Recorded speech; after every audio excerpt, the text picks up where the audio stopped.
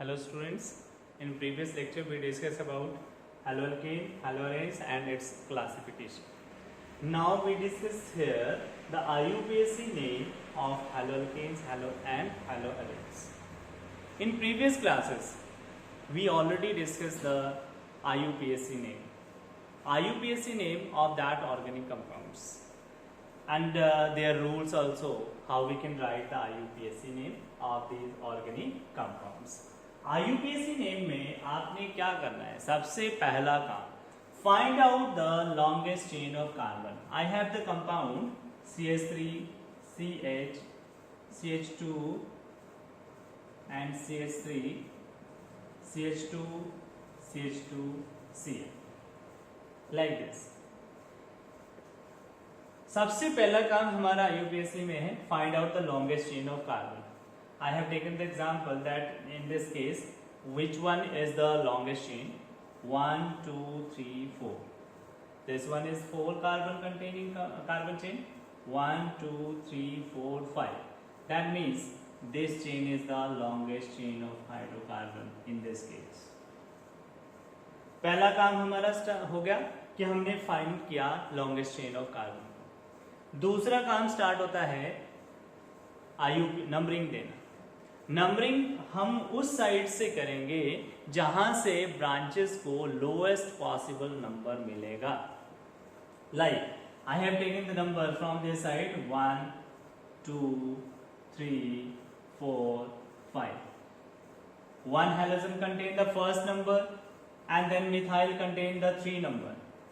अगर मैं नंबरिंग यहां से करता हूं 1, 2, 3, 4, 5, तो हैलोजन के पास आपका 5th नंबर आएगा और मिथाइल के पास आएगा 3 नंबर. तो इसका मतलब 3 और 5 is the bigger and then the 1 and 3. हमें पता है 1 और 3 के कंपैरिजन 3 और 5 बड़ा है, तो हमने नंबरिंग यहां से करनी है. पहला काम हमारा हो गया, that is longest chain find out करना. उसके बाद नंबरिंग करना, और नंबरिंग हमने उस साइड से करनी है जहां से लोएस्ट पॉसिबल नंबर मिले. किसको? ब्रांचेस को और सब्स्टिट्यूटेड ग्रुप को. तो नंबरिंग हमने यहां से की, और यहां पर इसका नाम क्या आ जाएगा? 1 chloro 3 methyl pentane is the IUPAC name of this compound. तो इसी तरह से कोई भी कंपाउंड अगर आपको आ जाए तो आपने IUPAC नेम लिखने हैं.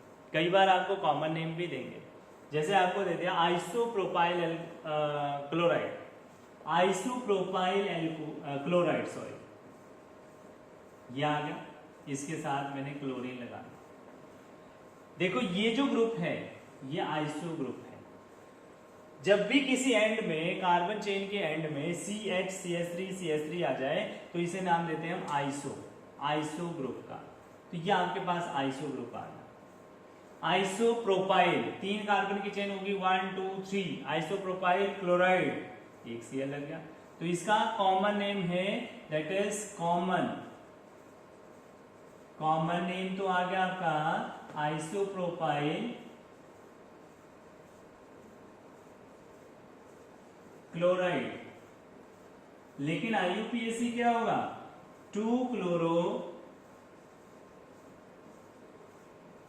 यहां पर नंबरिंग 1, 2, 3, तो इसका IUPAC हो गया 2 क्लोरो प्रोपेन. ये इसका IUPAC.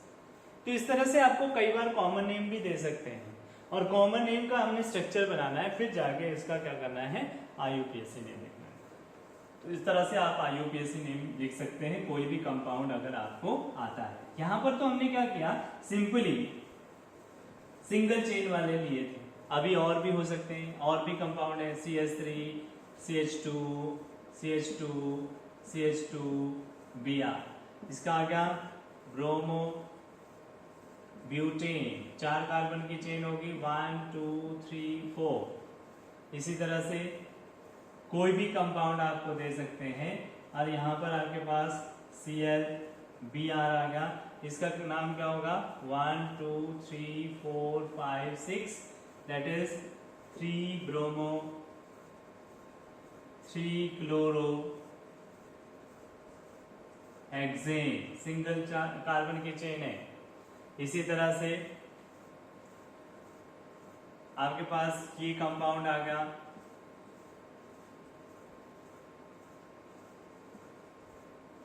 तो यहाँ पर आपने नंबरिंग देखनी है, इसको लोएस्ट पॉसिबल नंबर देंगे, तो यहाँ से तो दे नहीं सकते इस साइड को 1 2 3, तो इसका नाम क्या हो जाएगा, दैट इज 3 ब्रोमो साइक्लोहेक्सीन। ये डबल बॉन्ड आ गया तो साइक्लोहेक्सीन है। अगर डबल बॉन्ड नहीं होता, सिंगल बॉन्ड होता तो क्या होगा, तब तो आपके पास सिंगल ही रहेगा यार, तो आपके पास आ जाएगा दैट इज ब्रोमो साइक्लोहेक्सेन, ऐसे आएगा। ठीक है, चलो डबल बॉन्ड वाले मैं बाद में बताता हूँ। इस तरह से आपके पास सिंगल बॉन्ड वाले हैं। और भी आपको कोई कंपाउंड आपको दे दिया,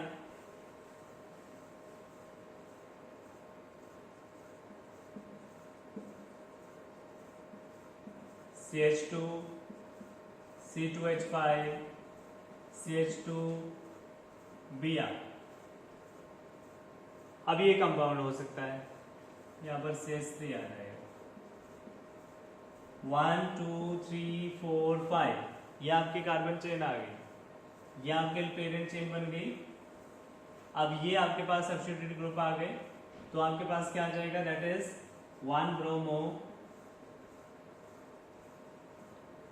2 4 डाइमिथाइल पेंटेन, ये आ गया।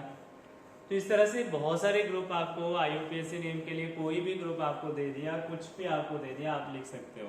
ये तो था आपके पास एलिफेटिक में।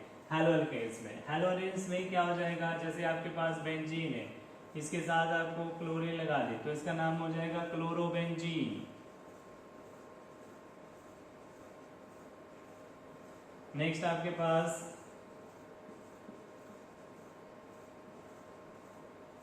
1 क्लोरो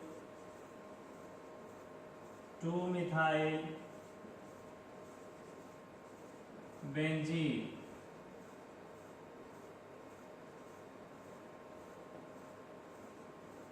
ये होगा। नेक्स्ट आपके पास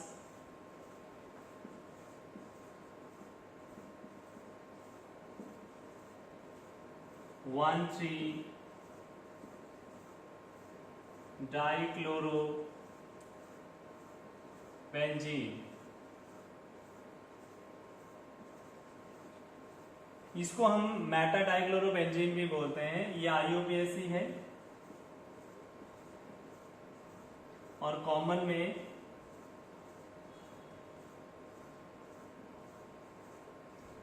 में आपका यूज होगा that is Meta dichloro benzene, यार। तो इस तरह से आपके पास कोई भी ग्रुप आ जाए, कोई भी सब्स्टिट्यूएंट आ जाए, कहीं पे भी जुड़ा हो, आप IUPAC नेम लिख सकते हैं किसी भी कंपाउंड का।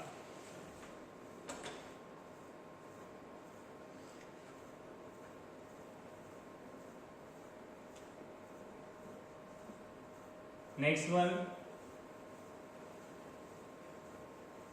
आपको अगर कोई ऐसा ग्रुप दे, इसमें बेंजीन के साथ बहुत सारे ग्रुप जुड़े हुए हैं,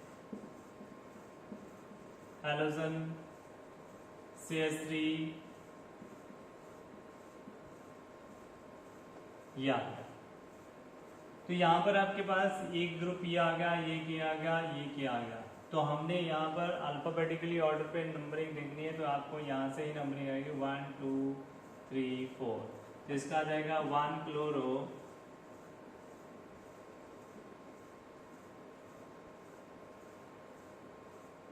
2 मिथाइल 4 आइसो प्रोपाइल, ये आ जाएगा।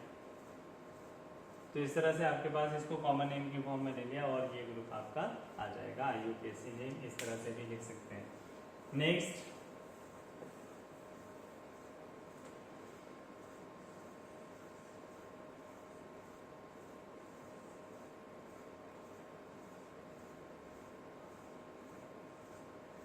इसका नाम क्या होगा, देखो नंबरिंग मैंने वहां यहाँ से करी 1 2 3 4 5 ऐसे कर लो 1 2 3 4 5 ऐसे देखो 1 2 3 4 5 तो आपके पास यही पेरेंट चेन बनेगी, ये आपकी पेरेंट चेन होगी। ठीक है, अब यहां पर देखो 2 पे है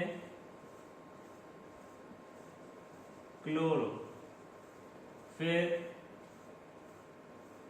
3 पे है इथाइल, एक कार्बन की चेन ये होगी, ये क्या होगी 3 इथाइल, फिर 3 पे ही मिथाइल पेंटेन, ये आ जाए। तो कोई भी कंपाउंड अगर आपको आता है, ये तो था जब आपके पास सिंगल बॉन्डेड है, अगर कहीं पे डबल या डबल बॉन्ड आ जाए तो उस केस में हम IUPAC नेम कैसे लिखेंगे, हमें डबल बॉन्ड को प्रायोरिटी देनी है। क्यों? क्योंकि double bond is the functional group in this case. I have taken the example CH3CH double bond C CH3CH Br and CH3, ये आपके पास कंपाउंड है। अब आप बोलेंगे कि नंबरिंग कहाँ से करें, यहाँ से करें 1 2 3 4 5 1 2 3 4 1 2 3 4, तो नंबरिंग तो आपकी 1 2 3 4 5, ये पेरेंट चेन तो यही बनेगी।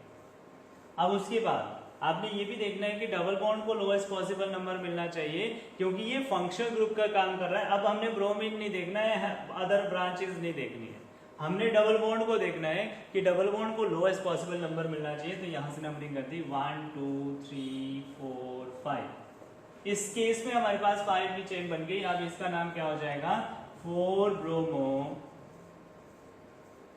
3 methyl paint 2E is the IUPAC name of this compound। इसी तरह से कोई भी कंपाउंड अगर आपको डबल बॉन्ड वाले आ जाते हैं तो आप इस तरह से लिख सकते हो।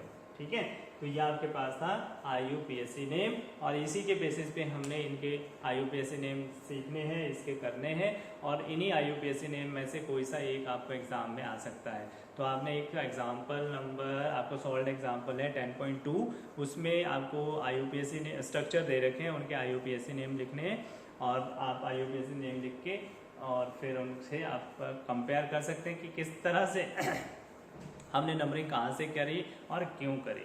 ठीक है, तो that's all for today's topic. Thank you.